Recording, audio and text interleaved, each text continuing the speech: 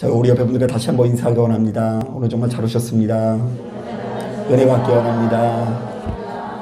예, 감사합니다.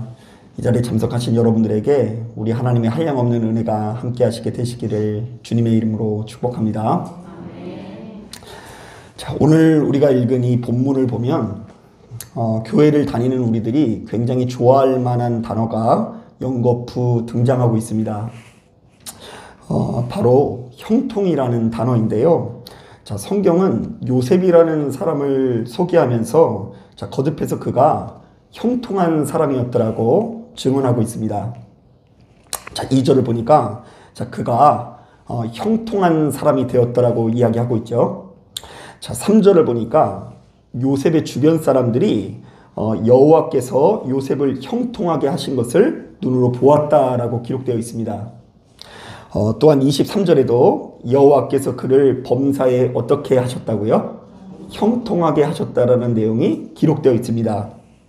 자, 그러니까 비교적 이 짧은 본문 안에 형통이라는 단어가 연거푸 반복되고 있는데요.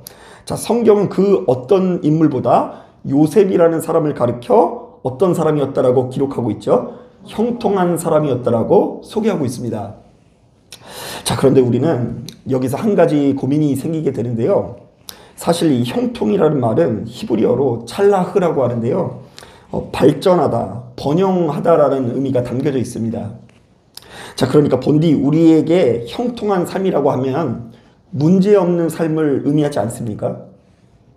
소위 말해서 아주 순조롭고 평탄한 삶을 살아가는 것을 가리켜서 형통한 삶이라고 이야기한다는 것입니다. 자, 예를 들면 우리의 자녀들이 다 형통하길 바라지 않습니까? 자, 여러분들 자녀들이 형통하길 바라십니까? 그래요. 근데 이제 이 형통이라는 것이 어떤 의미가 있냐면요. 그 아이가 아무런 사고도 없이 문제도 없이 자라다가 대학에 들어가고 그리고 좋은 직장에 가서 좋은 가정을 일구는 모습을 볼 때 이 아이의 인생이 형통하다라고 말한다라는 것이죠. 자, 그러나 오늘 본문을 보니 요셉의 상황은 전혀 그렇지 않습니다. 자, 그의 삶은 순조롭고 평탄하기보다는 험난하기가 그지없습니다. 자, 요셉을 크게 시기한 형들이 그를 애굽에다 팔아버리게 되죠. 자, 그로 인해서 요셉은 하루아침에 노예로 전락하게 됩니다. 자, 심지어 바로 이런 과정 가운데 요셉은 억울한 누명을 쓰고요. 감옥에 갇히게 되기도 합니다. 자, 그렇기 때문에 이 시대를 살아가는 우리들 입장에서는 바로 이런 요셉이 어떻게 형통한 사람이 될 수 있냐고 되물을 수 있을 것 같기도 합니다. 자, 지금 요셉이 출세한 사람이 아니라 어디에 갇힌 사람이 됐어요? 죄도 없이 감옥에 갇혀 있는 사람을 가리켜서 형통하다라고 말하면요. 자, 이것은 그 사람을요. 좀 이렇게 비꼬는 것 같기도 하고요. 그 사람을 놀리는 것 같다라는 생각이 들 정도로 적절한 표현이 아닌 것입니다. 자, 그런데 성경은 도대체 무엇 때문에 이렇게 하는 일마다 안 풀리고 꼬이기만 하는 요셉을 형통하다라고 말하는 것일까요? 자, 우리가 바로 이것을 알기 위해서는 본문의 내용을 꼼꼼하게 묵상해야 되는데요. 자, 말씀을 자세히 읽어보니까 요셉을 가리켜 형통하다라고 말하면서 자, 거듭해서 그가 어떤 사람이었다라고 증언되고 있죠. 하나님과 함께하는 사람이었다라는 말이 기록되어 있습니다. 자, 우리 다 같이 39장 2절부터 3절 말씀 같이 한번 읽어보겠습니다. 시작. 여호와께서 요셉과 함께 하심으로 그가 형통한 자가 되어 그의 주인 애굽 사람의 집에 있으니 그의 주인이 여호와께서 그와 함께 하심을 보며 또 여호와께서 그의 범사에 형통하게 하심을 보았더라. 자, 2절 말씀 보니까 뭐라고 되어 있어요? 여호와께서 요셉과 어떻게 하심으로? 함께 하심으로 형통한 사람이 됐다라고 합니다. 자, 3절을 보니까 여호와께서 그와 어떻게 했다고요? 함께 하심을 보았기 때문에 형통하게 하심을 보았다라고 기록되어 있어요. 자, 계속해서 한 절만 더 읽어볼까요? 39장 23절도 한번 읽어보도록 하겠습니다. 시작. 간수장은 그의 손에 맡긴 것을 무엇이든지 살펴보지 아니하였으니 이는 여호와께서 요셉과 함께 하심이라. 여호와께서 그의 범사에 형통하게 하셨더라. 자, 그러니까 성경이 말하는 형통은 오늘날 우리들이 꿈꾸는 형통과 좀 다른데요. 자, 오늘날 우리들이 꿈꾸는 형통은 모든 것이 문제없이 잘 풀리는 삶을 의미합니다. 하지만 성경이 말하는 형통은 어떤 상황 속에서도 누구와 함께하는 삶이요? 하나님과 함께하는 삶, 하나님과 동행하는 삶이 형통한 삶이라고 우리에게 증언한다는 것입니다. 자, 그렇기 때문에 우리들은요, 오늘 우리에게 주어져 있는 이 말씀을 묵상하면서 요셉이라는 사람이 하나님의 능력을 가지고 어떻게 그렇게 승승장구할 수 있었는가? 자, 요셉이라는 사람이 어떻게 해서 그렇게 대단한 성공을 누리게 되었는가의 관점에서 접근을 하면 도무지 이해할 수가 없어요. 자, 우리들은 본문을 묵상하면서 전혀 다른 관점에서 접근할 수 있어야 하는데요. 자, 요셉이라는 사람이 연거푸 찾아오는 고난 속에서도 하나님과 동행하는 삶을 살았다고 하는데, 하나님과 동행하는 삶의 모습은 도대체 어떤 모습인지를 주목할 수 있어야 한다는 것입니다. 한번 따라해 볼까요? 하나님과 동행하는 삶은 어떤 모습일까? 자, 그러니까 요셉이 얼마나 문제가 없이 성공했느냐는 관점에서 보면 뭐 요셉은 형통한 사람이 될 수가 없습니다. 자, 그런데 요셉은 연거푸 찾아오는 고난 앞에서 그럼에도 불구하고 누구와 동행했다고요? 하나님과 동행하는 삶을 살았는데, 그 동행하는 삶의 모습이 어떤 모습인지를 우리가 주목하고 그것을 따라가기 위해서 노력해야 된다는 것입니다. 자, 그래서 본문의 내용을 꼼꼼하게 묵상해 봤더니 오늘 본문 가운데 제일 먼저 눈에 들어오는 것이 무엇입니까? 요셉이 유혹을 거절하는 장면입니다. 자, 본문은요, 예수 믿는 우리들이 우리에게 찾아오는 무수히 많은 유혹들을 거절하고 하나님 앞에 합당한 삶을 살기 위해서 노력하는 것을 가르쳐 하나님과 동행하는 삶이라고 증언하고 있습니다. 한번 따라해 볼까요? 유혹을 거절하는 것이 하나님과 동행하는 삶이다. 사실 여러분, 노예의 입장에서는요, 보디발의 아내의 유혹을 좀처럼 거절하기 어려울 수 있습니다. 왜냐하면 요셉은요, 그동안 처참한 노예의 삶을 살다가 이제 겨우 평안한 삶을 살게 되었기 때문입니다. 만약 이런 상황에서 주인의 아내를 내 편으로 만들지 못하면, 자, 주인의 마음을 잃게 될 수도 있지 않습니까? 자, 그러니까 모든 면에서 약자인 요셉은 그의 아내의 요구를 들어주는 편이 모든 면에서 유리한 선택일 수 있는 것이죠. 자, 게다가 지금 이 여인의 유혹은 지독하게 집요합니다. 자, 10절을 보니까 여인이 요셉에게 날마다 요청했다고 하죠. 자, 젊은 혈기의 요셉에게 어쩌다 한두 번의 유혹이 찾아와도 이기기 어려운데 날마다 유혹이 찾아올 때 이것을 끝까지 거절한다는 것은 결단코 쉬운 일이 아니었을 것입니다.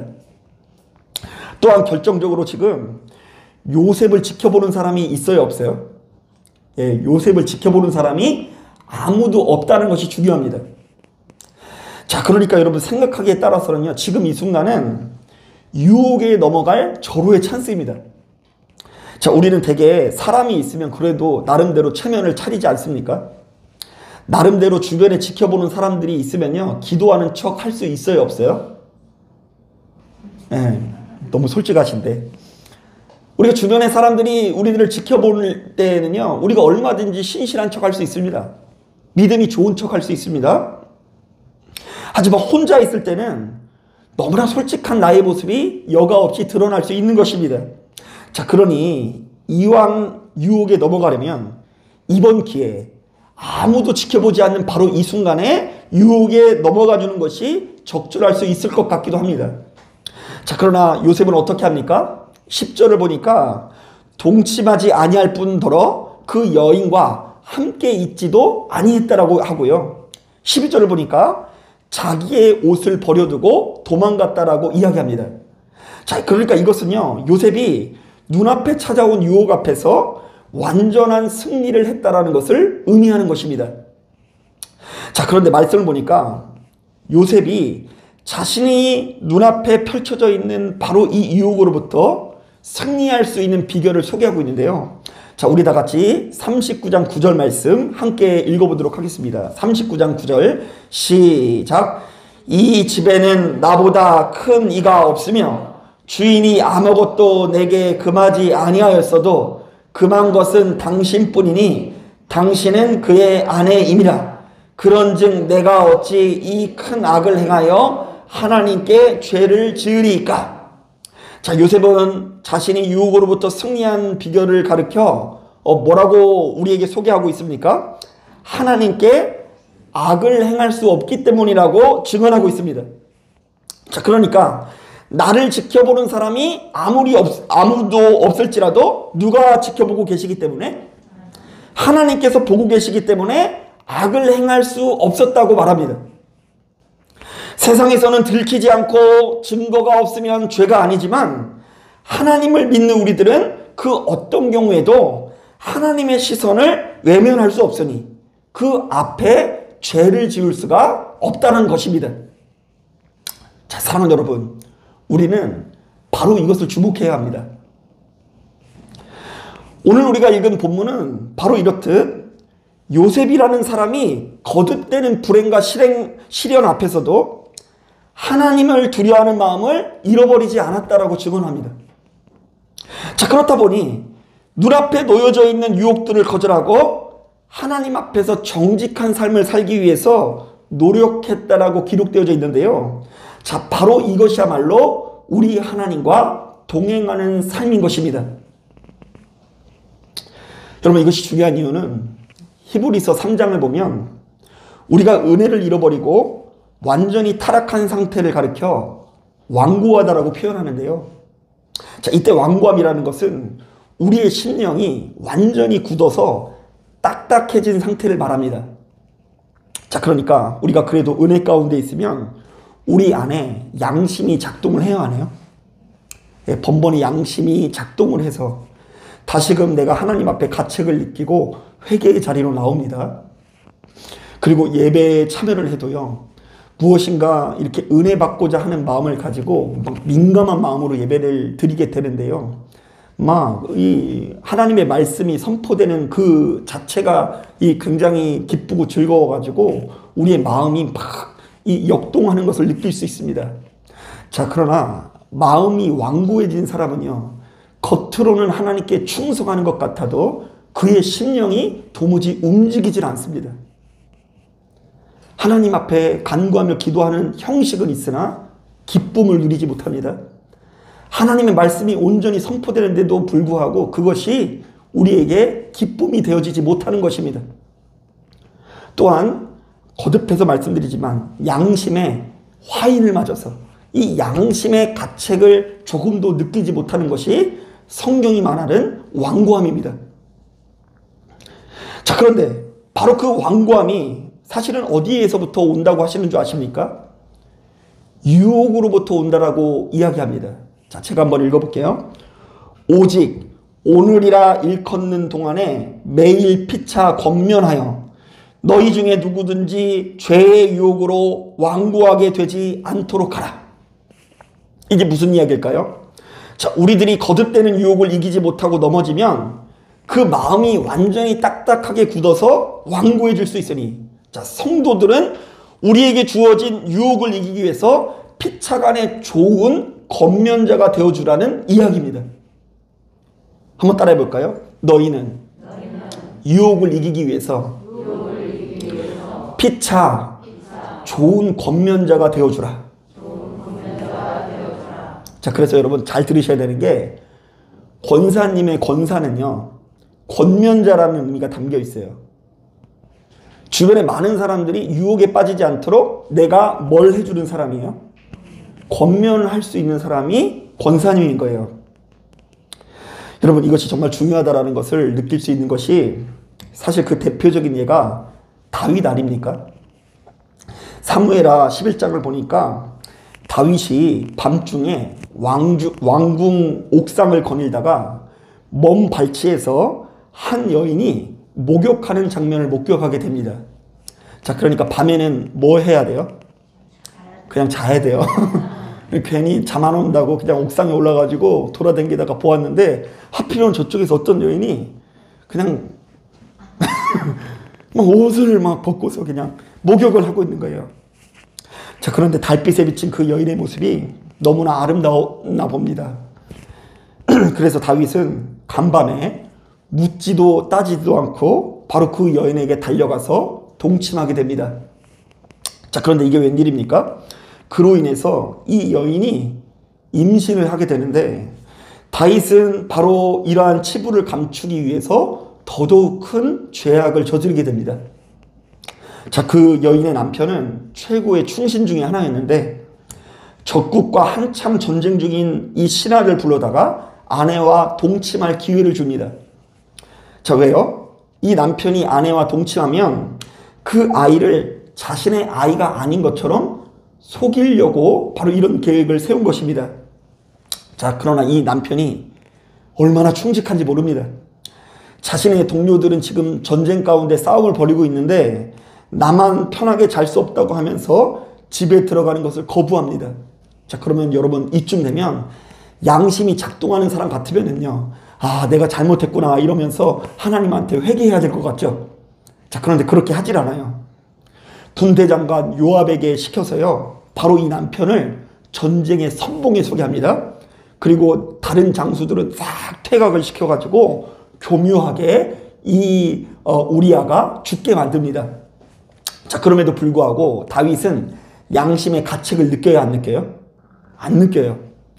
자, 왜냐하면 거듭된 유혹 속에 그의 심령이 완고해졌기 때문입니다.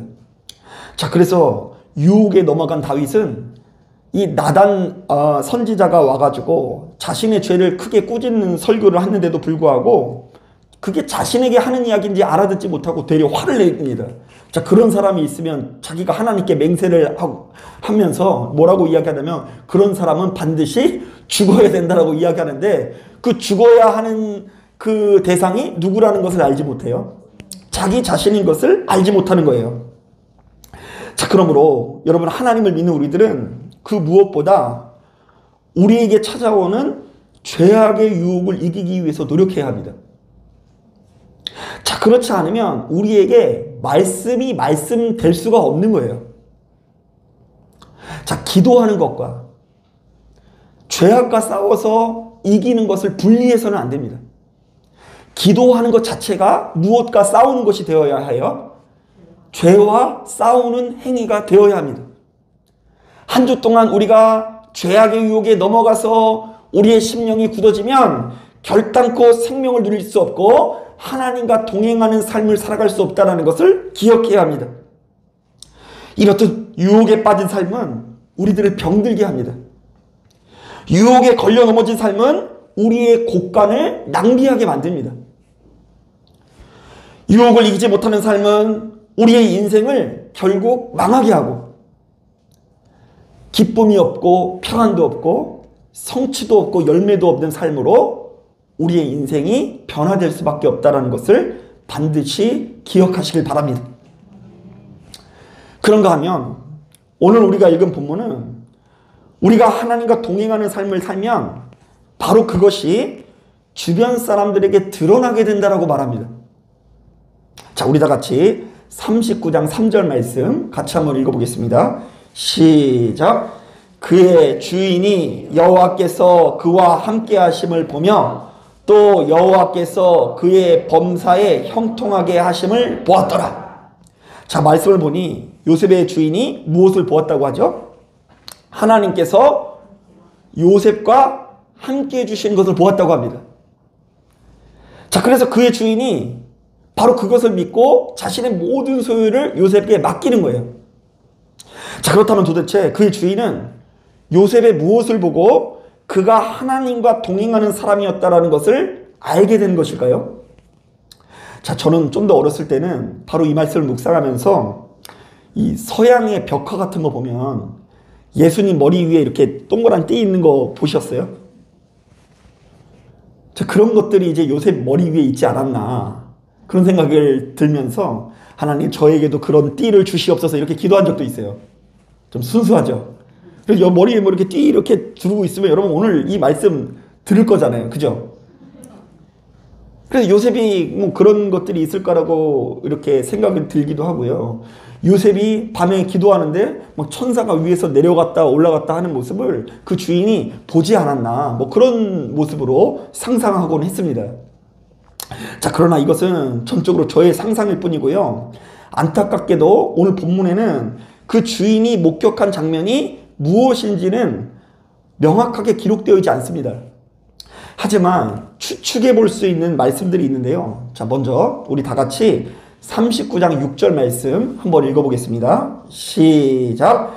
주인이 그의 소유를 다 요셉의 손에 위탁하고 자기가 먹는 음식 외에는 간섭하지 아니하였더라. 자, 주인이 요셉이 하는 일에 뭘 하지 않았다고요? 간섭하지 않았다. 자, 계속해서 읽어볼게요. 39장 23절 시작. 간수장은 그의 손에 맡긴 것을 무엇이든지 살펴보지 아니하였으니 이는 여호와께서 요셉과 함께 하심이라. 자, 간수장이 요셉에게 맡긴 것을 어떻게 했다고요? 살펴보지 않았다. 자, 이게 무슨 얘기일까요? 크게 두 가지로 해석할 수 있는데요. 첫 번째, 요셉은 주인으로부터 저 사람은 절대로 무엇인가를 떼먹을 사람이 아니라고 인정받았다라는 거예요. 자, 그리고 두 번째로는요. 요셉은 주인으로부터 저 사람은 내가 지켜보지 않더라도 성실하게 일처리를 할 사람이라고 인정받았다라는 이야기입니다. 자, 그러니까 이것은 요셉이라는 사람의 신뢰도가 얼마나 높은지를 우리들에게 드러내는 것인데요. 자, 굳이 성경이 왜 이것을 우리들에게 증언하고 있을까요? 자, 그러니까 본문에 의하면 요셉이 주변의 많은 사람들에게 그 누구보다 신뢰받을 만한 삶을 살아갈 때 수많은 사람들이 그의 삶 가운데서 하나님께서 함께 하신다라는 것을 마음으로 인정했다라는 것을 우리에게 증언하는 거예요. 자, 하나님과 동행하는 사람은 바로 무엇을 낳는다고요? 신뢰받는 삶을 낳는다라고 우리에게 증언하고 있어요. 자, 여러분, 이런 점에서 우리가 생각해 볼 문제가 있는데요. 우리나라 안에서 복음화율이 가장 높은 지역이 강화도입니다. 자, 통계상으로 볼 때 이 섬은 과거에는 전체 주민의 80%가 이제 교회를 다녔는데 요새는 많이 떨어져서 30% 이상이 교회를 다니는데 이것이 뭐 전체 인구 대비로 보았을 때는 엄청난 이 숫자라고 합니다. 실제로 전국에서 감리교회가 가장 많은 지역이 이 강화도입니다. 자, 이 섬 안에 무려 4개의 지방해가 있는데요. 강화 동지방, 서지방, 남지방, 북지방, 동서남북으로 지방이 다 있거든요. 근데 이게 얼마나 대단한 거냐면 제가 과거에 전라도에서 목회를 할 때 4개의 시가 1개의 지방회를 구성했거든요. 부안, 김제, 정읍, 고창이 1개의 지방인데 강화도라는 조그만 섬 안에 지방회가 몇 개 있다고요? 4개가 있으니까 뭐 그야말로 강화도는 감리교회 밭이라는 별명이 있을 정도로 그곳에 인구 대비 엄청난 규모의 뭐 교인들과 교회들이 있습니다.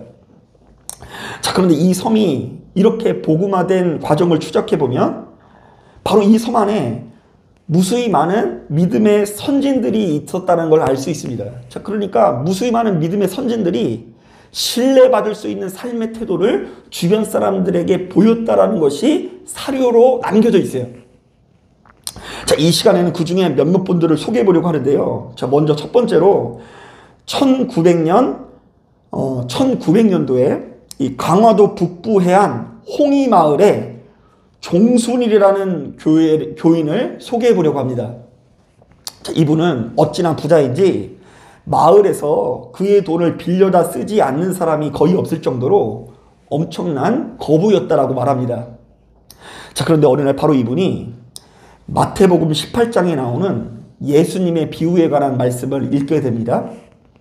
자, 임금에게 1만 달란트 빚진 종이 그 빚을 탕감받고서 자기에게 겨우 100데나리온 빚진 자를 만나 그 빚을 탕감해주지 않고 옥에 가두는데요. 자, 그 사실을 안 임금이 화를 내며 그를 잡아다가 다시금 옥에 가두었다라는 내용의 말씀이었습니다.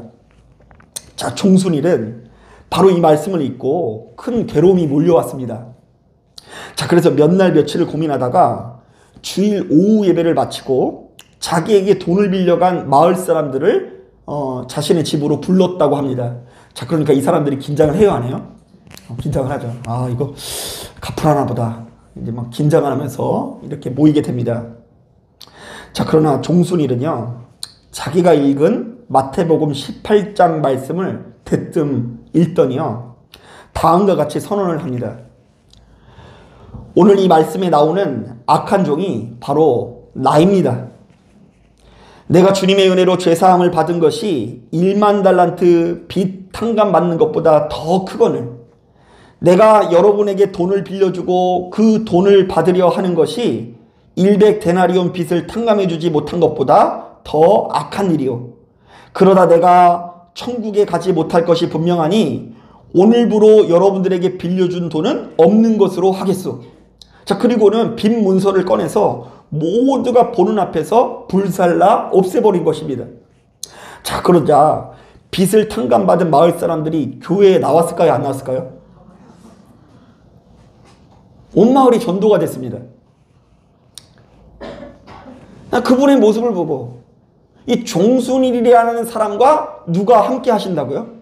하나님께서 함께 하신 것이 분명하다라고 소리치기 시작했습니다. 그런데 이것은 끝이 아닙니다.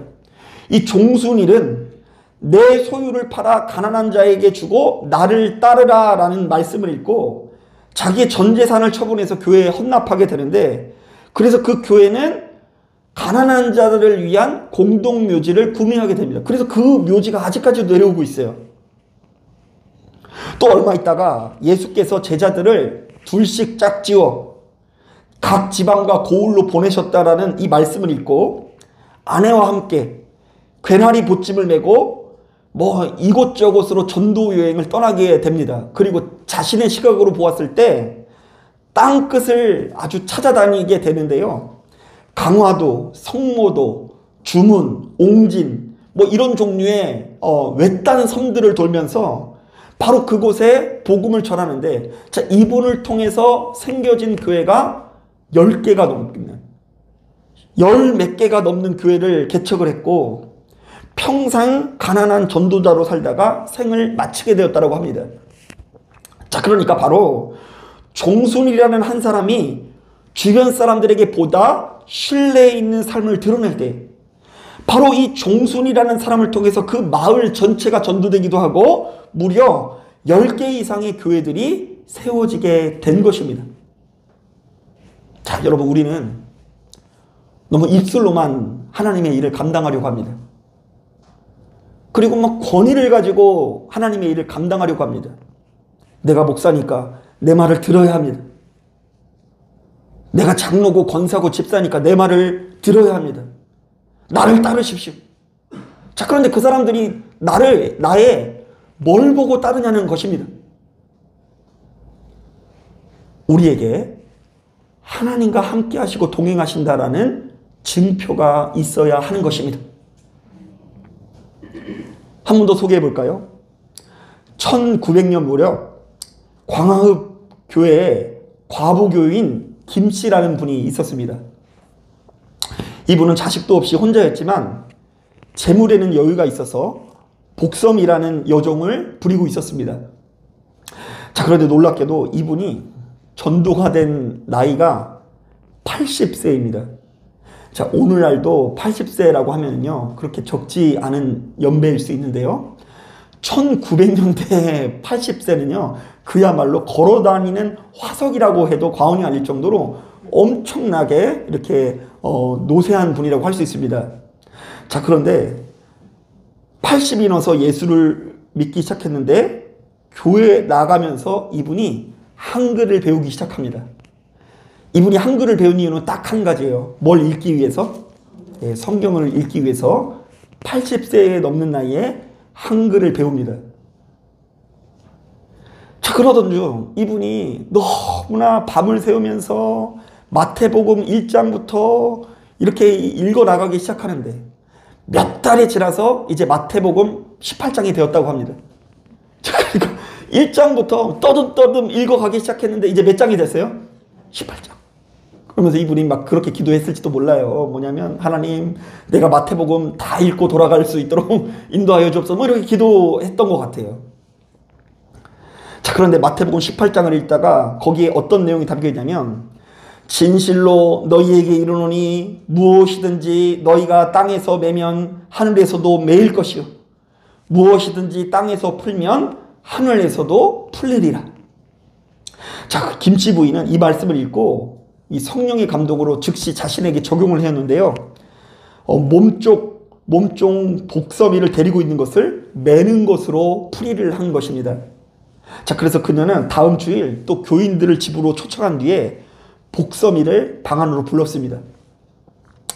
성경 말씀을 보니 우리 주인은 하늘에 계시고 우리는 다 같은 형제라고 합니다. 자, 그런데 내가 어찌 하나님 앞에서 주인 노릇 할 수 있겠소? 또 내가 복서미를 몸종으로 부리는 것이 땅에서 매는 것인즉 그리고서 어찌 하나님의 복을 받겠는가? 그리고는 김씨 부인은요, 문갑에서 복서미의 종문서를 꺼내서 교인들이 보는 앞에서 그 종문서를 불태워버립니다. 자, 그리고 말합니다. 복서마, 지금 이후 너는 내 족이 아니다. 너는 자유의 몸이 되었으니 내 집을 나가도 좋다. 자, 그러자 오히려 놀란 이 복서미가 부인에게 매달립니다. 마님, 그럴 수 없으니 제발 저를 거두어 주세요. 결국 김씨 부인은요, 눈물을 흘리며 매달리는 복서미를 양녀로 드리게 됩니다. 자, 그리고 그 복서미를 가르치고요, 그 복서미를 먹이고 입히는 모습을 보고 주변의 많은 마을 사람들이 감동을 받아 또 어디로 가게 됩니까? 네, 교회로 가게 됩니다. 이 광경을 지켜본 교인들이 크게 도전을 받고 무수히 많은 전도의 역사가 나타나는 것이 바로 이 80세 이상의 바로 이 노인분을 통해서 나타난 역사인 것입니다. 김씨 부인이라는 한 사람이 무려 80이 넘는 나이에 예수를 믿고 주변 사람들에게 보다 신뢰받을 수 있는 삶을 드러낼 때에 바로 이 김씨 부인을 통하여 교회가 보다 단단해지고 크게 부흥하는 역사가 나타나게 된 것입니다. 여러분, 마태복음 5장을 보면 우리 주님께서도 이런 말씀을 하셨습니다. 너희는 세상의 빛이라. 산 위에 있는 동네가 숨겨지지 못할 것이요 사람이 등불을 켜서 말 아래에 두지 아니하고 등경 위에 두라니 이러므로 집안 모든 사람에게 빛이 되리라. 이같이 너희 빛이 사람 앞에 비치게 하여 그들로 너희 착한 행실을 보고 하늘에 계신 너희 아버지께 영광을 돌리게 하라. 한번 따라해 볼까요? 그들로 너희 착한 행실을 보고 하늘에 계신 너희 아버지께 영광을 돌리게 하라. 세상의 빛으로 부름을 받은 우리들은 일평생 주변 사람들에게 무엇을 드러내야 된다고요? 착한 행실을 드러내야 합니다. 우리가 주변에 있는 사람들에게 신뢰받을 수 있는 모습을 드러낼 때에 그들이 하나님 아버지께 영광을 돌리게 된다는 것입니다. 여러분, 우리가 입술로는 예수를 믿는다고 하면서 여전히 방탕하고 책임감 없는 삶을 살아서는 존경받을 수 없습니다. 우리가 입술로는 예수를 믿는다고 하면서도 입만 열면 남을 헐뜯고 이간질시키는 인생이 되어서는 안 되는 것입니다. 우리가 입술로는 예수를 믿는다고 하면서도 걸핏하면 돈돈거리면서 탐욕에 사로잡힌 삶을 살아서도 안 되는 것입니다. 우리가 날마다 예수 그리스도의 이름으로 주변 사람들에게 신뢰받을 수 있는 열매들이 나타나야 될 줄로 믿습니다. 바로 그것이 우리 하나님과 동행하는 삶이며 진정으로 형통을 누리는 길이라는 것을 깨닫길 바랍니다. 사랑하는 여러분, 그러므로 시간이 흐를수록 우리들의 언행 심사가 주변의 많은 사람들에게 신뢰받을 수 있는 모습으로 세워지기를 주님의 이름으로 축복합니다. 자, 말씀을 정리합니다. 자, 마태복음 7장 21절을 보면 이런 말씀이 있습니다.